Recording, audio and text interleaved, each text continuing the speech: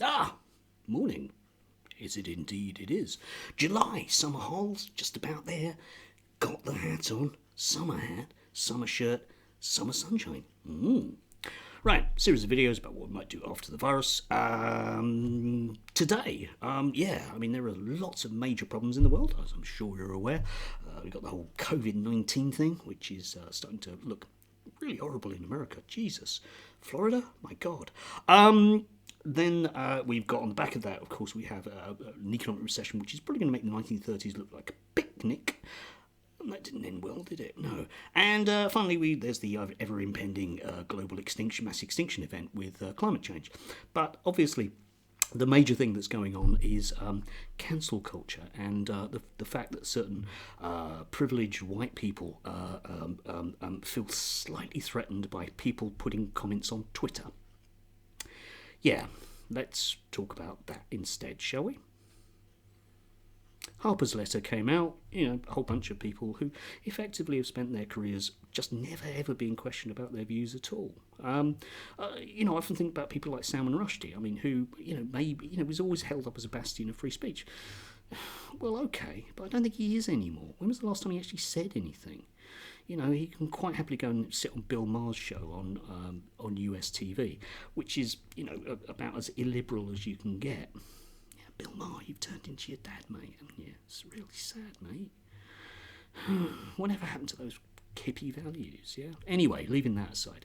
The thing that's made me fall over backwards laughing is that Glenn Greenwald, the journalist on The Guardian, who was instrumental in getting a lot of the information out about the WikiLeaks, was refused by the organisers of the letter to sign it because they didn't want him. He was cancelled. Yeah, but that doesn't count, presumably. If you're instrumental in actually sort of pointing out some of the despicable things that the US government has done, bringing its public attention where it would never always have been, that's not a free speech issue. No, it's whether or not somebody writes something vaguely rude about you on Twitter. That's the issue. Yeah. You can't make this stuff up. Let's say briefly, if these people were really concerned about free speech, I'd like to see them applying pressure on the British government to release Julian Assange. Yeah? Why is he still in prison? Well, he's awaiting stuff, isn't he? Yeah, because, he needs to answer a few questions in Sweden. But effectively, that's about as far as that one's gone. And the Americans want to crucify him because he let people know things. If ever there's an enormous white elephant in the room about all of this discussion, it is Julian Assange. Toby Young says, I'll defend people their right for free expression. Okay, mate. Go on, then. Julian Assange, go on. There's no better example. Oh, no. I'd prefer to defend people who've had a minor quibble with Facebook over whether or not trans people actually exist. Yeah, of course, because that's a nice, safe thing. What all of these people have something in common is the fact that they don't seem to have understand that the world has moved on. Okay? The world has changed. And there's a rising generation of young people that don't hold the same views as them. Yeah? Sorry, but that's kind of the way that things work. Yeah?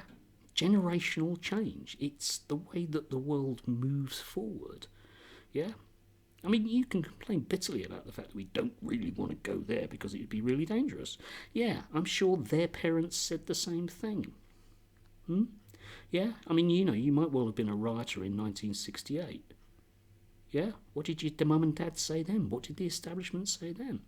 And think about just wider cancel culture. It's been around forever. It's just that somebody wants this as a talking point because it's just a lot easier than talking about real things. Ricky Tomlinson, the actor who was in the Royal Family, he was cancelled in the 1970s. Really? They didn't have Twitter in the 1970s. I know it wasn't necessary. He was a builder and he was a trade union organiser and he was blacklisted. Cancelled. Yeah, he was blacklisted because of his trade union activities. Fine example of cancel culture. It's going on all the time. Don't really want to talk about that, though. Yeah, we'd prefer to talk about a whole bunch of people, this nebulous group, yeah, who are all working together, organised on Twitter to cancel people. And it's just a load of not very real stuff, is it? It's lazy journalism, if nothing else. You know, journalists can sit in an office and just watch their Twitter feed and get a story out of it. Oh, somebody said something quite rude about J.K. Rowling. I'm going to ring up a Conservative MP. Do you realise that somebody said something slightly rude about J.K. Rowling and trans people? Oh, well, that's disgusting. I'm outraged. Outrage at blah, blah, blah, blah, blah. There you go. You don't actually have to do any work then, do you? Yeah? And that's the basic problem. You know, Twitter outrage is effectively a whole bunch of middle-class people. Look at the demographics of Twitter, you see what I see. See what I mean? It's a whole bunch of middle-class people staring at their navels. Yeah? So, anyway, after the virus, it might be rather nice if journalists could get off their arse, and if other journalists could decide what's truly important to the British people, because I don't honestly believe that people give a flying fart about what the opinions of Salman Rushdie are anymore. Okay? That's it. Maybe in the 80s, mate. Maybe. But that's about it. Anyway, just an idea.